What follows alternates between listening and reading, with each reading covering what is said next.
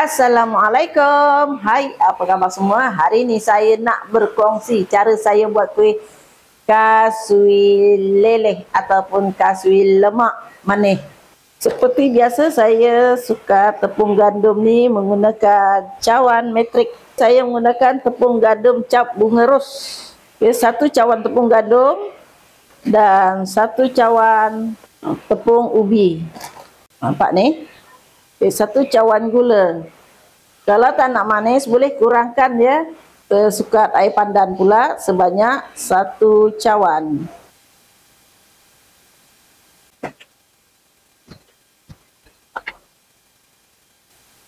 Dan air kosong sebanyak 1 cawan.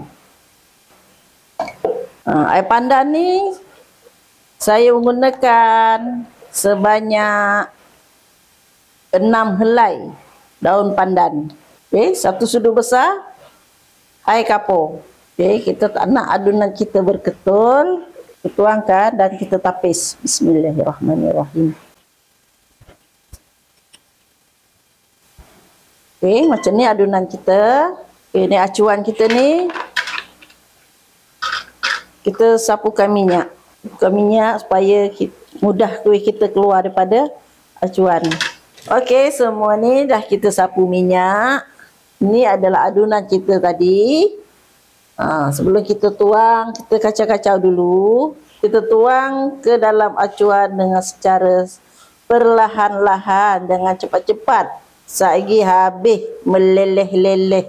Belum jadi kuih dah meleleh, dah tak cantik rupa dia. Okey, kita buat kuih ni. Masa kita mengadun ya. Sampai kita tuang ni, buatlah dengan penuh rasa kasih sayang.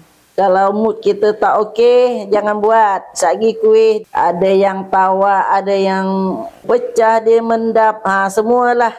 Tapi kuih kasui ni dia takkan mendap. Takut dia bonyol je, mendap tidak. Tengok ni, semua dah siap kita tuang.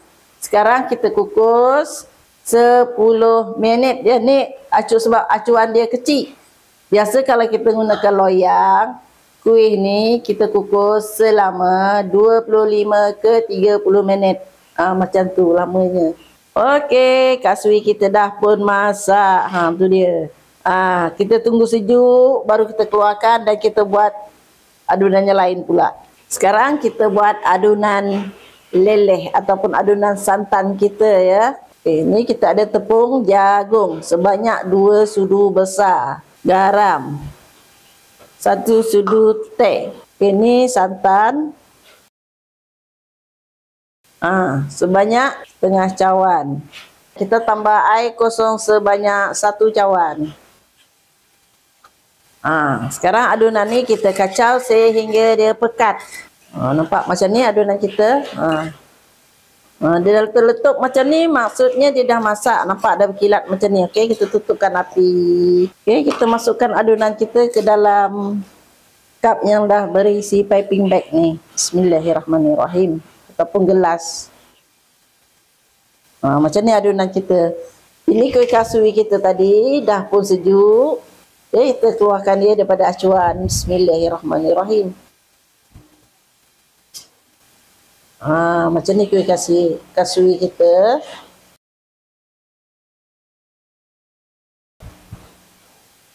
Kuih ni Cik Ani dapat sebanyak 25 biji. Ini acuan ni 25 biji ya. Okey, sekarang kita masukkan adunan kita ni ke tengah, ke lubang ni, tepat kat sini. Hati-hati ya. Tak bukan bijan. Bijan ni telah saya goreng ya.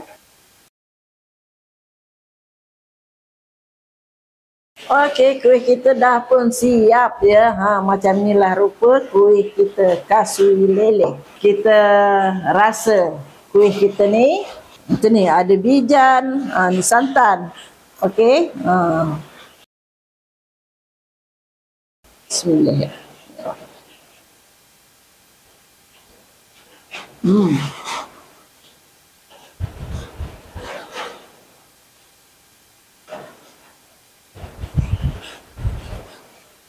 Alhamdulillah.